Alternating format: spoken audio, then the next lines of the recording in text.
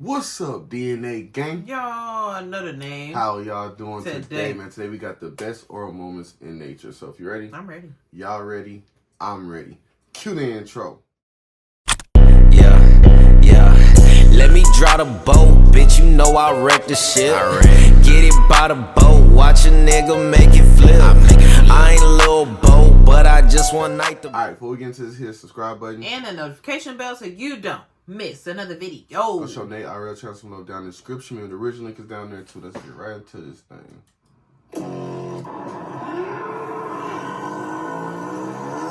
Try me if you want to.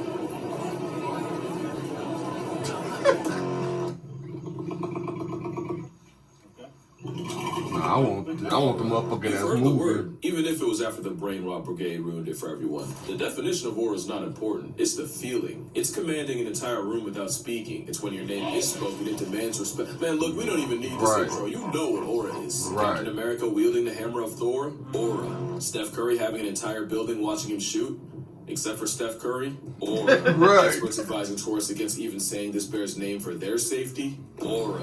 Animals can have it too, and when you talk about aura, this bear might just be the mascot. This is bear number 122, but he's mainly known as the boss. He's a 700-pound walking boulder of a bear and the most dominant grizzly in Banff National Park in Alberta. He's your biggest predator's biggest predator, as the boss has been recorded catching, murking, and eating other bears. In fact, one of the first times he ever was seen was while feeding on a recently expired black bear. Or at least what was left of him, and officials had to close down the Sundance Canyon Trail until he was done. He's like the carnivore conductor. Everyone has to follow his timing. He's always the last bear to hibernate, but the first one up. He has a home range of about 1,000 square miles, and like Genghis Grizzly, Boss is believed to have fathered 70% of all the bears in Banff. Brother Bear was going to work, but unfortunately, with every job, eventually he retired, and one day, Boss tragically hit a train and was put down. The train, that is. Yeah, this walking plot armor survived being struck by a train twice. Mind you, trains are the #1 killer of all wildlife in Banff, and Boss regularly uses the tracks as a buffet line to feed on spilled grain, as well as the carcasses of other animals that weren't strong enough to survive when he walked off twice. The definition of war is a bear covered in oil for hours spent eating off the same tracks that should have killed him. But this god of war grizzly doesn't just not fear death, he straight up disrespects it. According to Parks Canada mapping, Boss regularly crosses high-speed, heavy-traffic highways like Trans-Canada. Yeah, in case you were curious, that's another leading cause of bears getting disqualified from life. And that's not the only way he disregards death. Believe it or not, if there was something less than nothing, bears would want that to do with us. The best way to avoid a bear is to make enough noise to give the bear a chance to avoid you, and mother bears will actually den closer to people, knowing that'll keep baby aborting males away. Which means, ironically, some bears choose the man. Boss chooses himself. Bear 122 is a common visitor of compost around Banff, and he even forced the town to put up a 9,500-volt electric fence just to keep him from raiding the landfills. There's also that time you had Boss breaking into backyards just to eat from fruit trees. So of course the only option was to cut down the trees. The thing is, Boss was never known to be a... You wake up, go piss in the middle of the night, and the motherfucking bear in your house. Nope. Yeah, me fucked up. That's for the people. To be fair, that's also true for most bears that are alive. But my theory is, he knows damn well we can't do a thing about him. Boss is a whole anime protagonist with predatory hardware, so you shouldn't be surprised that he has his own villain. One day, wildlife photographer John E. Marriott seemingly saw Boss at his worst. He could barely move, he had chunks taken out of his face, and for the first time, he had gotten got. And the most likely culprit, yeah, that would be this guy, Split Lip. Split Lip, or Bear 136, was another mountain of a bear in Banff, and Boss's #1 op. They even have the same societal tendencies. In 2015... Damn, nigga, you been holding a grudge for 20 years, nigga. Tracking collars stopped working, and researchers looking for her were met with Split Lip's discarded collar and a mostly eaten grizzly corpse that wasn't Split Lip. They've been running fades for years, and with both being at least over 20, this beef's likely been marinating over a decade. What I fucking say? You been holding a grudge for 20 years, man. That's crazy. And with Boss estimated at 28, he proves one thing. Beware the old man in a profession where men die young. In fact, even his name is dangerous. Just not in the way you think. You see, when you name an animal, you're basically personalizing them. It's one thing to do it to a dog. It's a different game for a 700-pound wild Rottweiler. It turns animals into celebrities. If you think someone's not logic deficient enough to risk it all for a Boss selfie, yeah, bye son is more than a goodbye. It's enough for experts to caution against saying his name out of fear that he might literally gain too much clout for his own good. Think about it. This bear's aura is too strong to have a name. But there's more than one kind of aura, even in the animal world. You ever get that new kid in class that everyone just rocks with? Like Like the popular kids, the teachers, he can make nice with half the school by lunch. That's that charismatic aura. And this is the picture of it. The story goes, a couple lost their dog while hiking in Kamchatka. Remind me to tell you why that's important later. And they fired up a drone to try and find him. Oh, they did. They found him traveling with 3 bears. Oh. There's a lot to unpack here. Number one, bears don't live in packs, thank the natural order for that, but that means this husky had the stones to pull up on a mother bear with cubs and didn't get sent to dog backwards. Right. Not to mention, there are wolves in Kamchatka, meaning bears already have a predilection to canine prejudice. But speaking of Kamchatka, not only does it flex the highest density of brown bears on Earth, the constant fresh supply of salmon means they're one of the few animals alive that could maul a grizzly. So I'm not exaggerating, this dog chose the biggest land predators on the planet and adopted them. Yeah, he adopted them. You can tell they're just barely tolerating him. Whole time the husky's having the time of his life. Does this look familiar? I'll give you a hint. I'm making waffles. And I just know it was the mom telling the cubs ignore him and he'll go away that got him here. That's the real reason she doesn't suplex his world.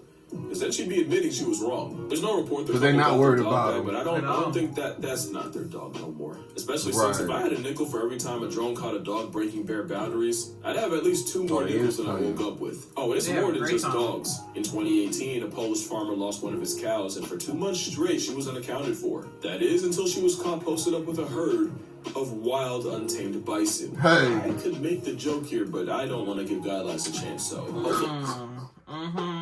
In the comments, she getting broke down. in 2016, another drone captured She for the street. She ain't coming back home. Not at all. caught a She had beluga fun. that had adopted a single lone narwhal. Just for reference, narwhals are painfully shy, people-fearing, eternally introverted anxiety whales that could genuinely get past tense by a panic attack. But as of 2022, he's been running with the same beluga squad every year. This is Aura. Also, fun fact, Narluga hybrids are an actual thing, so... maybe this is the same vibe. Probably helps that despite resembling a sun-star dolphin, belugas have the intimidation of a cinnamon roll. Next animal looks like a cinnamon roll, but could absolutely fold you. 2-week-old unfriended. When I saw this video, my first thought, that golden retriever's there strictly for vibes. Come to realize, that's not a golden retriever, it's a furry Grim Reaper. It's a Great Pyrenees, a canine insurance policy built to run phase with wolves and bears. It's old man country strength in a canine's body. If you meet someone's Pyrenees for the first time and they're all over you, yeah, that's not affection. It's basically a vibe check and fail at your own expense, because the moment you do something they don't like to them, or God forbid someone they care about, this is Casper. He's not a ghost, but damn it if he doesn't make him. He's a 21-month-old. I can't get no big ass dog. I can't get no dog that's supposed to be grow up, be as big as me.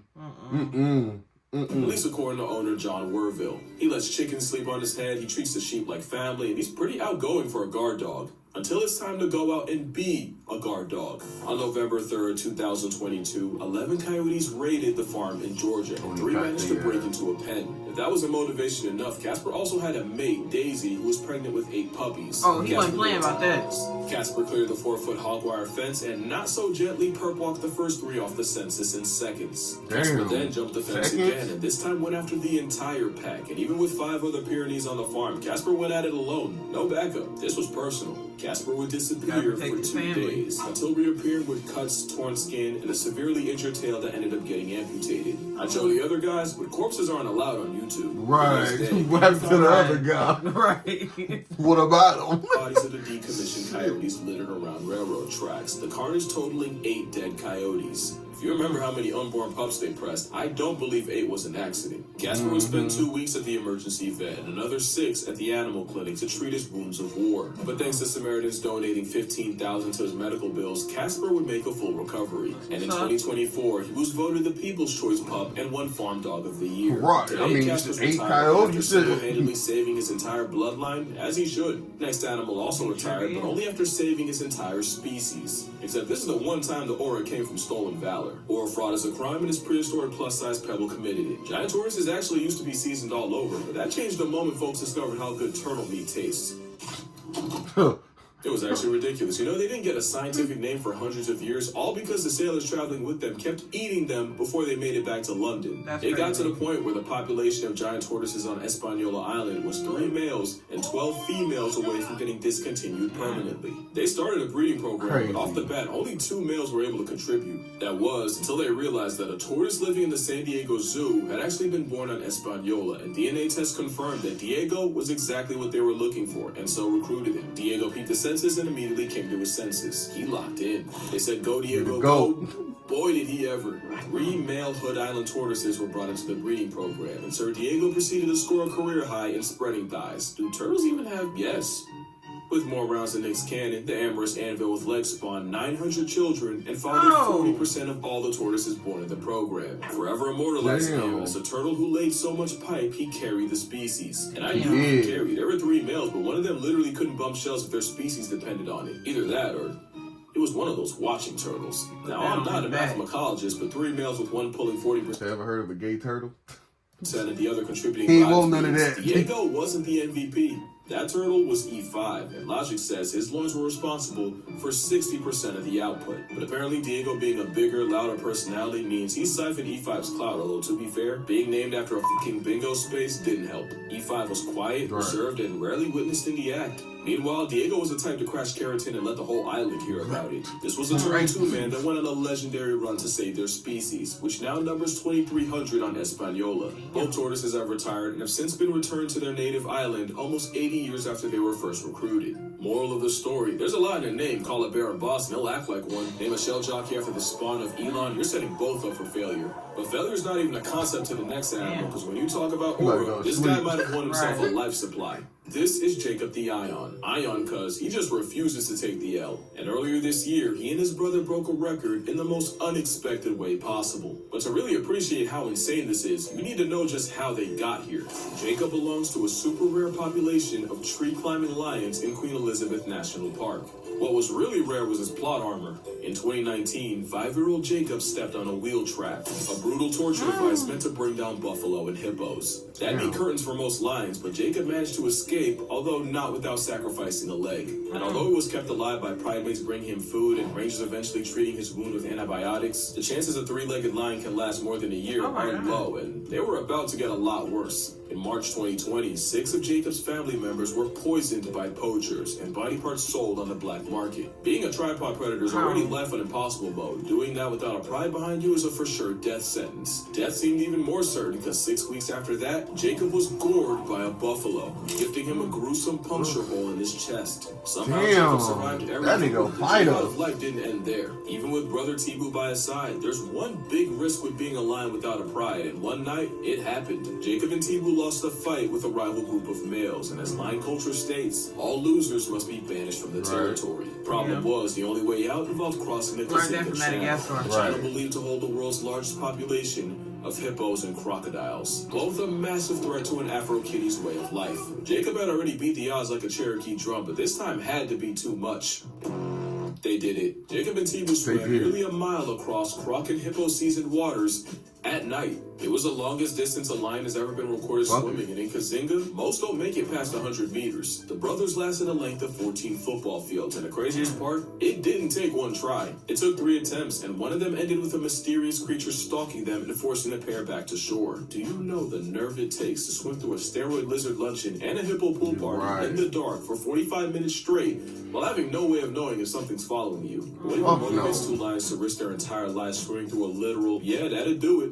You see, lions often mark their territory with roaring, and after losing that crucial fight, the pair heard the sounds of lionesses and the promise of promiscuity on the other side of hell. So yeah, lioness? Nah, them boys did it for the lion yash. Let's spray this lioness leg, because that DNA going to waste would be the real tragedy. Second time this video, animals went on a 2-man to save the lineage, but the next animal's at the ratio of destruction hell-bent on destroying everyone else's. But if you know anything about honey badgers, you know this Oreo otter puts the aura in horrifying. The same dust weasel that sleeps off snake venom and goes 3v1 on hyenas and still solos. And there wasn't a honey menace with more aura than Stoffel. Let me tell you something about Stoffel. Stoffel is disrespect in the form of a black Air Force bowl cut weasel. He's the mascot of habitual line stepping, and like IBS, you can't stop him, you can only pray to contain him. He was actually found by caretaker Brian Jones, credits to the weasel distribution system, but Stoffel is like a 4-legged tornado in his home, nuking the place and daring him to do something about it. Eventually, he went Stoffel to the Mahala Animal Rehabilitation Center, and if you think being around other animals calmed this Tasmanian devil, you don't know Stoffel. There wasn't a single animal this furry thumbtack wouldn't beef with, from messing with a rhino 100 times his size to running a fade with a surf. He got little man syndrome. Yeah. That's what it is. To even folding an adult tawny. He gotta prove himself. He'd also what they call little tiny man.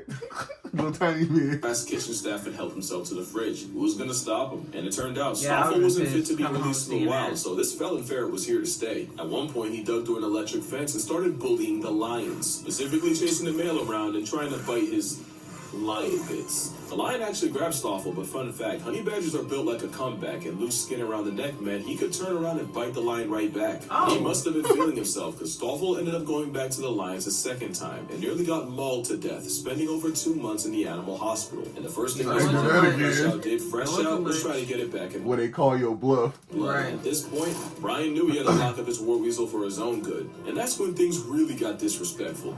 In his new enclosure, Stoffel climbed a tree by a wall and got out. Should have seen that coming, but then they removed all the trees by the wall. The convict spent all night bending and twisting a branch until it broke, carried it to a wall, leaned it against, and escaped again, so now all the trees were out. Low did for the Stoff. This time he dug up all the rocks in the enclosure, stacked them high enough, and emancipated himself again. So there went the rocks, but like a fool, He they wanna be left it free. with mud. Escape a few mud artist. piles later, and Harry Houdini humbled them again. One time someone made the mistake of leaving a rake in there.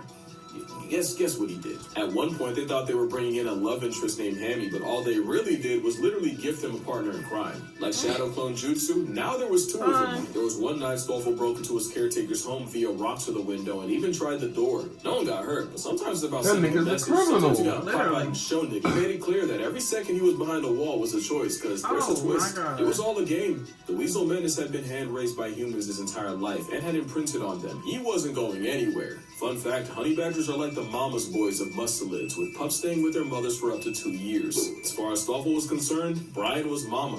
So yeah, Casper was fueled by family, and Jacob's motivation was cocooning some tatas. This dusty sand weasel was memeing the entire time, and I checked, he's still alive. He's currently 27 and has lost most of his teeth, but he still has Hammy to chew his meals for him. Stoffel even has a son named Stompy, guaranteeing that the family business is alive at least another generation. Right. But yeah, that's gonna do it for this video. Make sure you drink water, Hopefully hug he's your not mother. doing nothing If you crazy ever like wanted his to be daddy was Stoffel, doing. you should probably get on that. And I'm gonna see y'all in the next one. Kill that shit. But hey, we'll catch y'all in the next one, man. Peace out. We out. By the boat, watch a nigga make it flip. I ain't a little boat, but I just one night the bitch. One night.